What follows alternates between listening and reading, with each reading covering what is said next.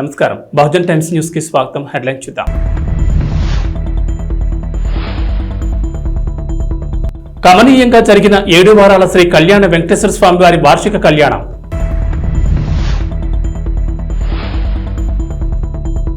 BJP 44వ ఆవిర్భావ దినోత్సవ వేడుకలు.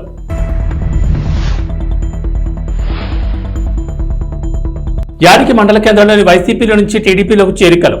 కాకినాడ జిల్లా తునిలోని పెన్షన్ల పంపిణీ ఎన్నికల హీట్ని మరింత పెంచింది. జగన్ తన సొంత లాభాల కోసం వాలంటీర్లను, సచివాలయ సిబ్బందిని వాడుకోవడానికి ఎన్నికల కమిషన్ చెక్ పెట్టింది. ఈ నేపథ్యంలో జగన్ రెడ్డికి భయం మొదలైంది. వెన్నులో వణుకు పుడుతోంది.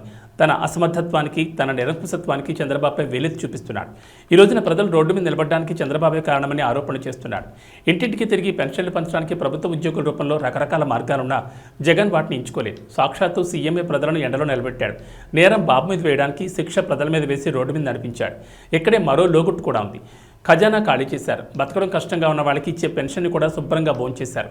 టీడీపీ ప్రభుత్వం వస్తే ప్రజలు ఇలా రోడ్డు మీద నిలబడడానికి ఇది టీజర్ అని వైసీపీ అంటుంటే, ఇది ప్రజలను కాపాడుకోవడానికి బాబు చూపించిన నయా ట్రైలర్ అని ప్రజలు అంటున్నారు.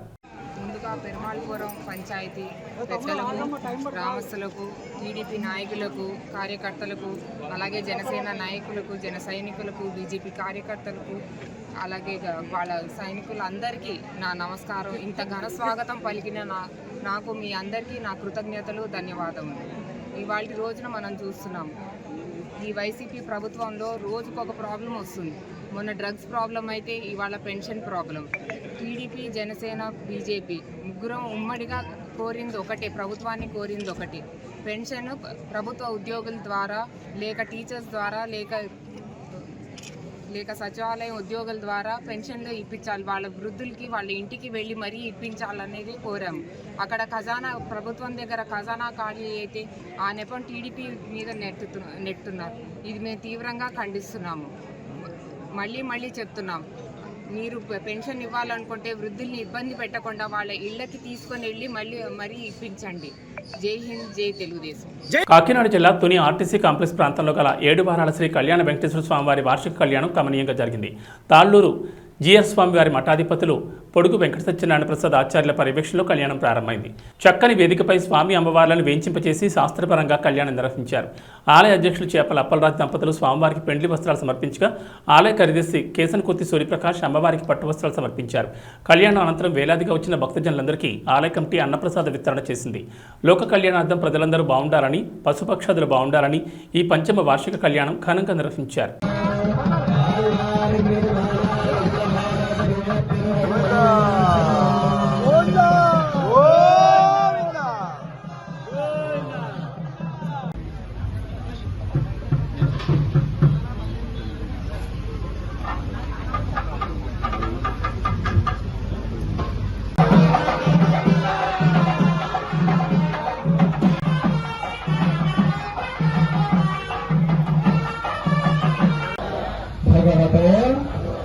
వెంకటనాథాయ నమః. అంటే మనుషుల యొక్క వివాహం చేస్తే ఇక్కడంతా ఏం చేస్తాం, అబ్బాయికి అమ్మాయికి మధ్యలో తిరుగుతారు. కానీ ఇక్కడ మాత్రమే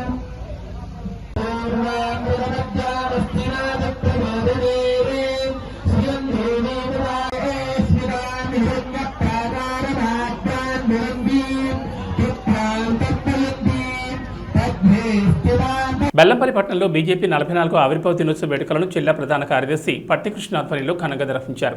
పట్టణ అధ్యక్షురాలు దారా కళ్యాణి బీజేపీ పార్టీ జెండాను ఆవిష్కరించారు. ఈ సందర్భంగా పలువురు మాట్లాడుతూ, దేశంలో నరేంద్ర మోడీ చేసిన అభివృద్ధి సంక్షేమ కార్యక్రమాలకు ఆకర్షితులై చాలా మంది పార్టీలో చేరడం జరిగిందన్నారు.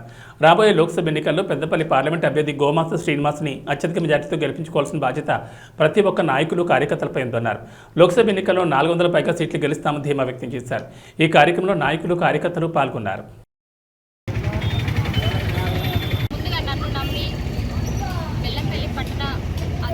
బాధ్యతలు ఇచ్చిన రత్నా ఎర్రబెల్లి గారికి ప్రత్యేక ధన్యవాదాలు తెలియజేస్తున్నాను.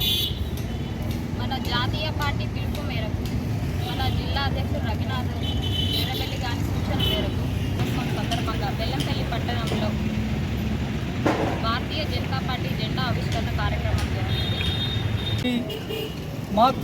మాతృ సంస్థ అయిన జనసంఘ్ 1982 శ్యామాప్రసాద్ ముఖర్జీ గారితో ఆవిర్భావం చెంది 1980లో భారతీయ జనతా పార్టీగా అంత్యోదయ అనే సిద్ధాంతం ఆధారంగా ఏదైతే కేంద్ర ఫలాలు అట్టడుగు వర్గాలకు చెందాలే ప్రతి ఒక్కరికి అనే ఉద్దేశంతో దేశం first, person next, party next, person last అనే సిద్ధాంతాన్ని ముందుకు తీసుకెళ్తూ ప్రపంచంలోనే భారతదేశం విశ్వగురువుగా అవ్వాలని ఒక సిద్ధాంతం పెట్టుకొని భారతీయ జనతా పార్టీ ఏర్పడడం జరిగింది. ఈరోజు భారతీయ జనతా పార్టీ ఒకప్పుడు 3 సీట్ల నుంచి 337 సీట్లకు ఎదగడం జరిగింది. ప్రపంచంలోనే అతిపెద్ద లార్జెస్ట్ పార్టీగా భారతీయ జనతా పార్టీ ఈరోజు భారతదేశంలో కొనసాగుతుంది. రానున్న ఎలక్షన్లో భారతీయ జనతా పార్టీ ఖచ్చితంగా 400 సీట్లు గెలుస్తుందని మేము నమ్ముతున్నాము. మేము సగర్వంగా చెప్పుకుంటున్నాము. ఎందుకంటే నరేంద్ర మోదీ గారు భారతదేశానికి అందించిన సేవలు కానీ, అభివృద్ధి కానీ ప్రతి ఒక్క పేద అట్టడుగు వర్గాల్లో ఉన్న దళితులు, బీసీ వర్గాలు ప్రతి ఒక్కరు గుర్తించి ఈరోజు భారతదేశాన్ని భారతీయ జనతా పార్టీ ఖచ్చితంగా ఉండాలని చెప్పేసి గుర్తిస్తున్నారు.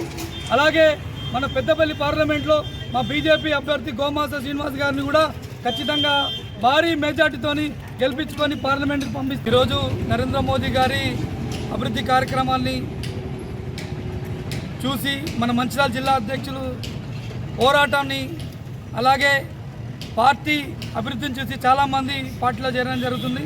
అలాగే ఈరోజు బెల్లంపల్లి పట్టణంలో సుమారు ఒక 10 మంది ఈరోజు పార్టీ ఆవిర్భావం సందర్భంగా పార్టీలో జాయిన్ అవ్వడం జరిగింది. వాళ్ళందరికీ స్వాగతం తెలియజేస్తూ వాళ్ళు ఖచ్చితంగా పార్టీ కోసం పనిచేస్తారని ఆశిస్తూ సెలవు తీసుకుంటున్నాం. భారత్ మాతాకి. విద్య ద్వారా ఉన్నత శిఖరాలను అధిరోహించవచ్చునని మాజీ ఉప ప్రధాని బాబు జగజ్జీవనరామ్ నిరూపించారని దివి మార్కెట్ కమిటీ చైర్మన్ కొక్కిలిగడ్డ వీర వెంకటేశ్వర అన్నారు.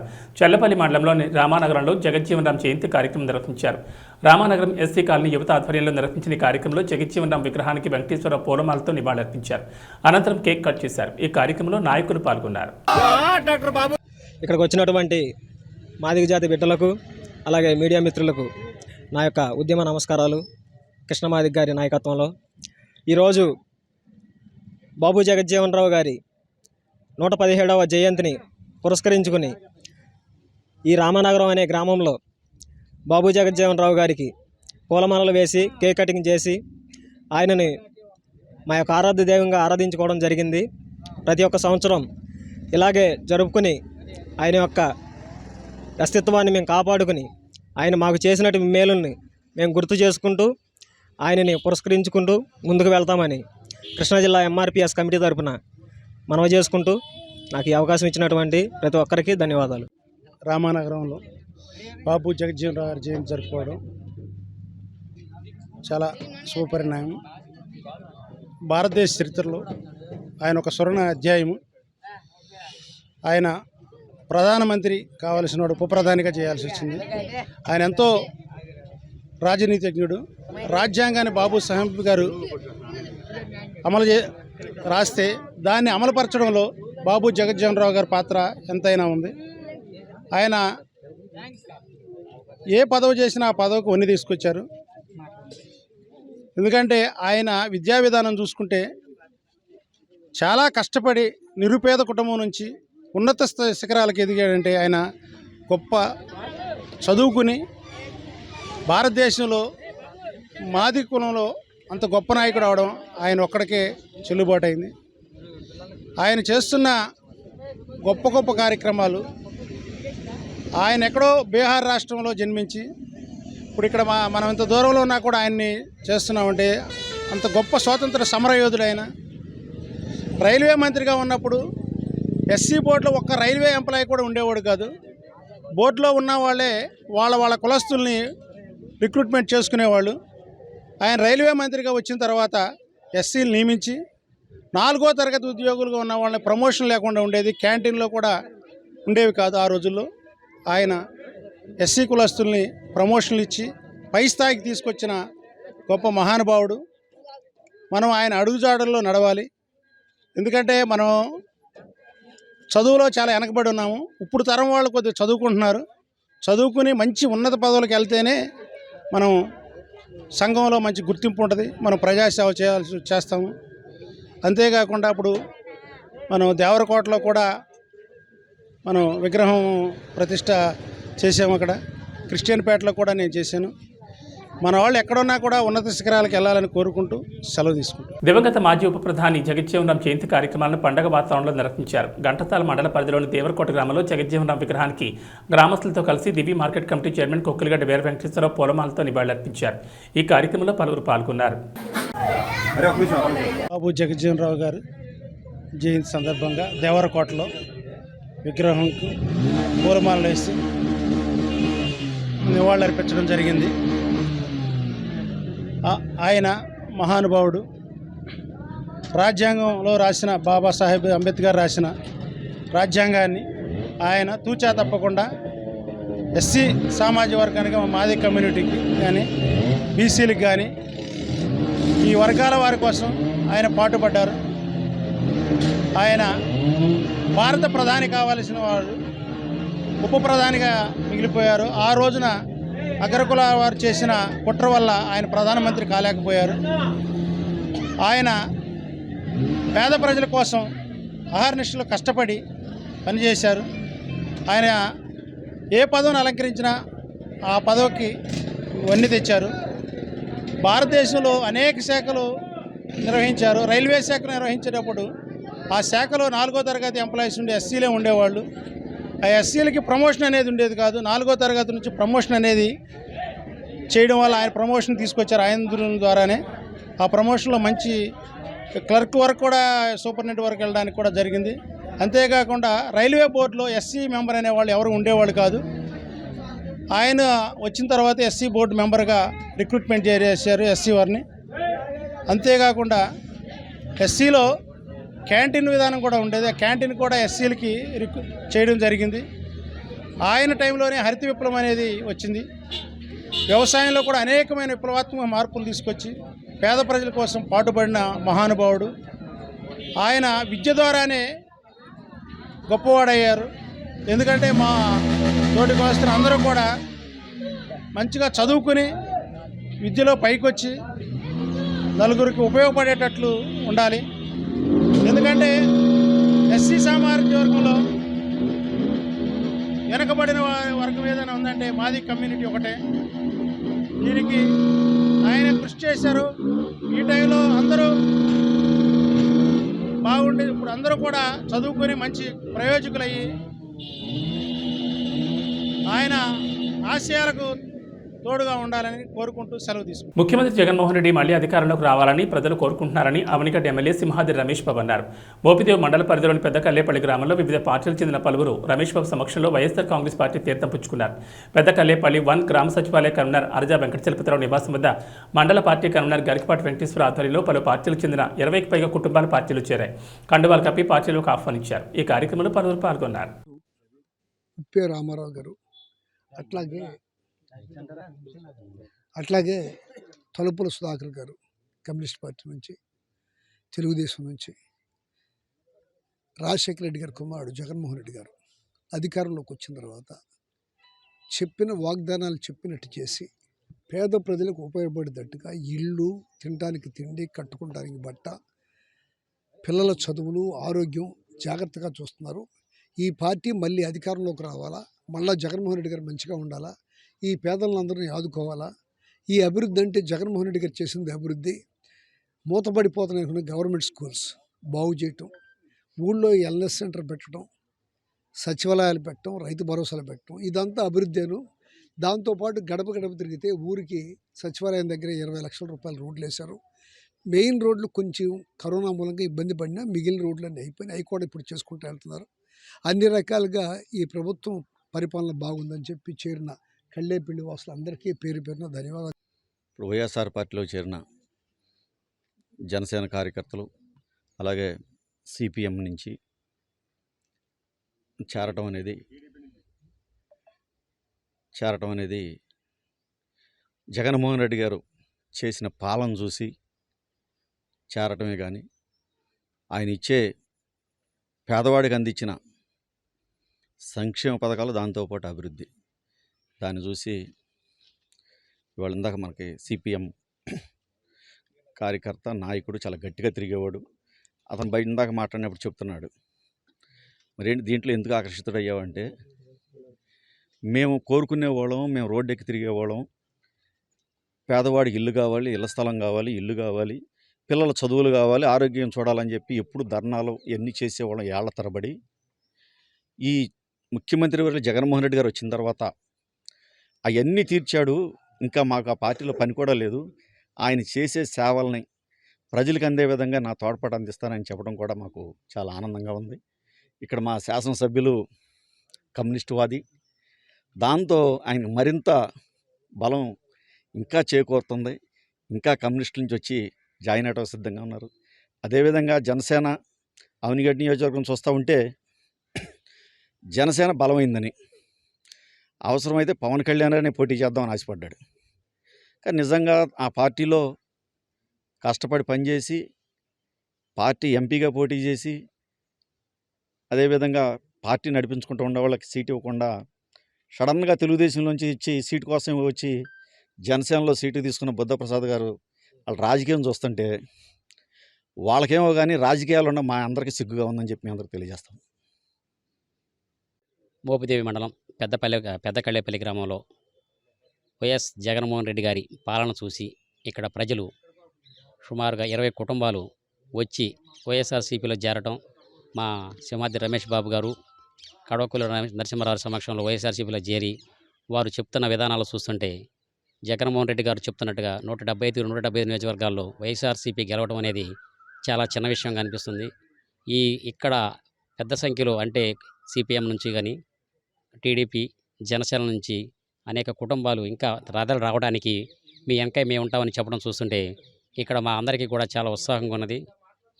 ఇలాంటి పాలనని ఇంకా పెనమడం మేము చూడలేదు. పోరాటాల పట్టిమ చేసిన కమ్యూనిస్టులు చెప్పే విధానాన్ని చూస్తే ఆ రోజున మేము భూమి కోసం, విద్య కోసం, వైద్యం కోసం ఎన్నో పోరాటాలు చేసాం. అలాంటివన్నీ జగన్మోహన్ రెడ్డి గారు ఈ రోజున ఆయన అధికారంలోకి వచ్చి అడగకుండానే చేస్తున్నాడు. అలాంటి ఆయన పాలనలో ఉండడానికి ఇష్టపడుతున్నామని చెప్పి ఈ పార్టీలో చేరడం మా అందరికీ చాలా సంతోషకరంగా ఉంది. ఎందుకనంటే సిపిఎం పార్టీ ఒకటి దాని ఉనికిని కోల్పోతున్న పరిస్థితి ఉంది. మా నియోజకవర్గంలో గతంలో ఎమ్మెల్యే గారు ఉన్నప్పుడు, రామయ్య గారు ఉన్నప్పుడు బాగా ఊపు మీద చేశాం. ఆ తర్వాత మమ్మల్ని నడిపించే నాయకుడు లేడు, మేము నడిచేందుకు సిద్ధంగానూ లేవు. ఇంకోటి ఏంటంటే జనసేనతో పొత్తు పెట్టుకున్నారంటే జనసేన బీజేపీతో, తెలుగుదేశంతో టై అప్ అయింది. అలాగే ఇటు పక్కన మా వాళ్ళు ఏం చేశారు, సిపిఎం కలిసి కాంగ్రెస్తో టై అప్ అయ్యారు. మాకు తప్పనిసరి పరిస్థితుల్లో ఓటేయాలంటే జనసేన ఒక్కటే కనపడుతున్నటువంటి పరిస్థితి ఉంది. ఈరోజు అది గెలుస్తుంది ఖచ్చితంగా. రాష్ట్రంలో మళ్ళీ అధికారంలో వచ్చేది వైఎస్ఆర్సీపీఏ. చాలా కాన్ఫిడెన్స్గా మేము చెప్తున్నాం. అదే ఈరోజు అందుకే వైఎస్ఆర్సీపీలో రమేష్ గారి సమక్షంలో, నరసింహారావు గారి సమక్షంలో చేరటం అనేది జరిగింది. ఈ రోజుకి నాకు పార్టీ సభ్యత్వం ఉంది. నన్ను సస్పెండ్ చేయొచ్చు కూడా రేపొద్దున. ఎందుకనంటే నేను పార్టీ సభ్యుడిగా ఉన్నవాళ్ళు చాలా విలువ, పార్టీ సభ్యత్వానికి చాలా విలువ ఉంది. పార్టీ సభ్యత్వంలో నేను ఆపేయమని చెప్పాను, డిసెంబర్కి ఆపేయమన్నా కూడా వాళ్ళు ఆపకుండా కంటిన్యూ చేశారు, నువ్వు ఉండాలి అని చెప్పి. అయినప్పటికీ నేను ఉండలేనని చెప్పి ఇప్పుడు వైఎస్ఆర్సీపీలో చేరుతూ ఈ నిర్ణయానికి నేను రావడం జరిగింది. రమేష్ గారికి, నరసింహారావు గారికి, ఇక్కడికి వచ్చిన కార్యకర్తలకి అందరికీ నేను హృదయపూర్వక ధన్యవాదాలు తెలియజేస్తూ, ప్రసిద్ధ పుణ్యక్షేత్రమైన మంత్రాలయం శ్రీ రాఘవేంద్ర స్వామి వారి మఠ ఆవరణలో పీఠాధిపతులు శ్రీ సుబుధేంద్ర తీర్థుల ఆశీస్సులతో భక్తులు ఇబ్బంది పడకుండా ఉండడానికి ఏకాదశి సందర్భంగా పలహారాలను తయారు చేశారు.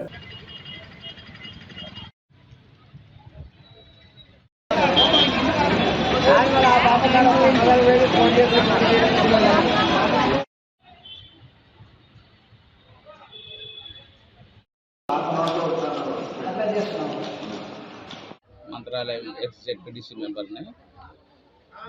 మా వారిది సంస్థ, ఈ సొసైటీ, ఈ పేపర్ ఛానల్ ప్రతి ఏకాదశికి రాఘవేంద్ర స్వామి భక్తులకు సాయంకాలం ఏకాదశి రోజు టిఫిన్ కార్యక్రమం మొదలుపెట్టినారు.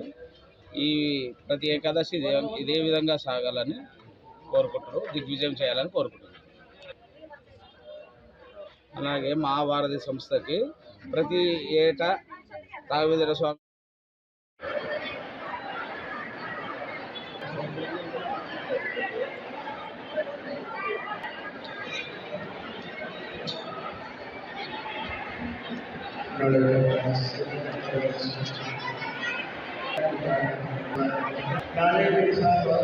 ప్రకాశం జిల్లా ఎర్రగొండపాలెంలోని జామియా మసీద్ వద్ద రంజాన్ మాసం సందర్భంగా నమాజ్ అనంతరం ఎర్రగొండపాలెం నియోజకవర్గ టీడీపీ కూటమి ఎమ్మెల్యే గూడూరి ఎరిక్షన్ బాబు టీడీపీ సీనియర్ నాయకులు కరచాలనం చేశారు. ఈ కార్యక్రమంలో టీడీపీ, జనసేన, బీజేపీ నాయకులు, కార్యకర్తలు పాల్గొన్నారు.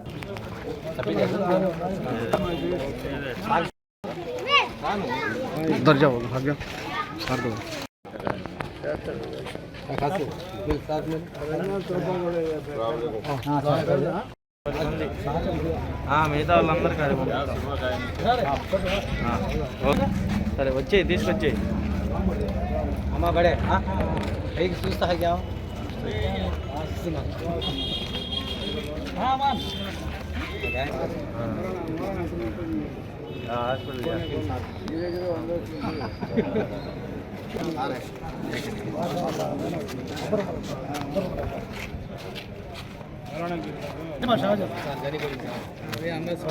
बड़े फिरोजी ಇಲ್ಲಿ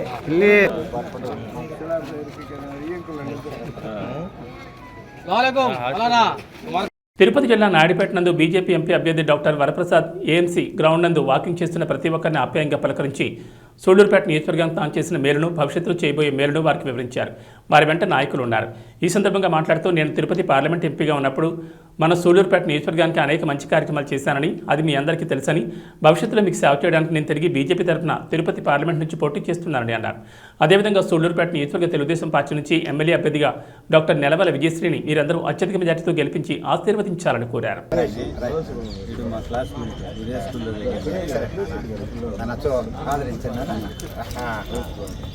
బాబు మీరు రండి, విద్యావంతులు మన ఇద్దరం కలిసి కూడా మీరు ప్రభుత్వ ఉద్యోగిగా, ప్రిన్సిపల్గా మా గూడూరు గవర్నమెంట్ కాలేజీ మీరు ఎంతో అభివృద్ధి చేశారు. మీ ద్వారా కూడా సహకారంతో లేదు నాన్న, మీ సహకారంతో మేము చేశాము. ఎందుకంటే ప్రిన్సిపల్ అంటే హెడ్ దానికి మీరు ఆయన కూతురికి విజయసాయి గారు రేపు ఎమ్మెల్యేగా అభ్యర్థిగా తెలుగుదేశం నిలబడడానికి అవకాశం ఇచ్చారు. నన్ను తిరుపతి ఎంపీగా ఆ బిడ్డని విజయసాయిని నాకు బిడ్డ సమానురాలు, వారిని సూళ్లూరుపేట నియోజకవర్గానికి ఎమ్మెల్యేగా ఉమ్మడి అభ్యర్థిగా తెలుగుదేశం వైపు చేసి అక్కడ మోడీ గారిని ప్రధానమంత్రిగా, ఇక్కడ చంద్రబాబు నాయుడు గారిని ముఖ్యమంత్రిగా చేయమని చెప్పి కోరుతున్నా. ఒకవేళ తెలియని పొరపాట్లు ఏమైనా చేసి ఉండుంటే, ఒకవేళ తెలుగుదేశంలో ఉన్నప్పుడు నేను అనకూడదు ఆ మాట, అనుకుని ఉంటే ప్రజలు నేను కోరుతున్నా. వారు చాలా అనుభవంతులు. వారు చేసింది ఒకటే, ఏమంటే చంద్రబాబు గారు రెండు కళ్ళుగా భావించారు, సంక్షేమము అభివృద్ధి కూడా. అనుభవంతుడు కనుక కేంద్ర ప్రభుత్వం నుంచి కూడా ఈ బిల్లు మేము తీసుకొస్తాము. అలాగే ఇక్కడ నుంచి ప్రపోజల్స్ వెళ్ళవలసినవి చాలా ఉన్నాయి. తీర ప్రాంతాల్లో ఎన్నో అభివృద్ధి చేయవలసి ఉన్నాయి. పులికాట్ లేకులో ముఖద్వారాలు ఓపెన్ చేయవలసిన అవసరం ఉంది. ఆ రోజుల్లో ప్రతిపక్షంలో ఉన్న అవకాశం లేదు. ఇప్పుడు తప్పనిసరిగా మోడీ ప్రభుత్వం, బీజేపీ ప్రభుత్వం, కేంద్ర ప్రభుత్వంలో వస్తుంది. ఇక్కడ మమ్మల్ని గెలిపిస్తే ఇక్కడ ఎమ్మెల్యే అభ్యర్థులు కూడా చాలా ఎన్డీఏ అభ్యర్థులను తప్పనిసరిగా గెలిపించండి. మేము పనిచేయాలంటే అలా రాష్ట్ర ప్రభుత్వం కూడా మాకు అండగా ఉండాలి. అన్ని ప్రపోజల్స్ అక్కడి నుంచే వెళ్ళాలి. సో అందుకే ప్రజలకి భోజనాలు కావాలి, సంక్షేమ పథకాలు వద్దని ఎవరు అంటలేదు. ఆ సంక్షేమ పథకాలు పెట్టాను కదగా కనుక రాష్ట్ర సంపద పెట్టి మళ్ళీ రాష్ట్ర సంపద ప్రజలకు ఇచ్చేసిన తర్వాత నేను చేసుకున్నాను అంటే ఎవరు తాతగారు సొత్తు ఎవరు పెట్టలేదయ్యా. అక్కడ ప్రజల సొమ్ము తీసుకొచ్చి పెట్టారు. ఆయనేమో అదే డబ్బులు, అదే 2 లక్షల కోట్లు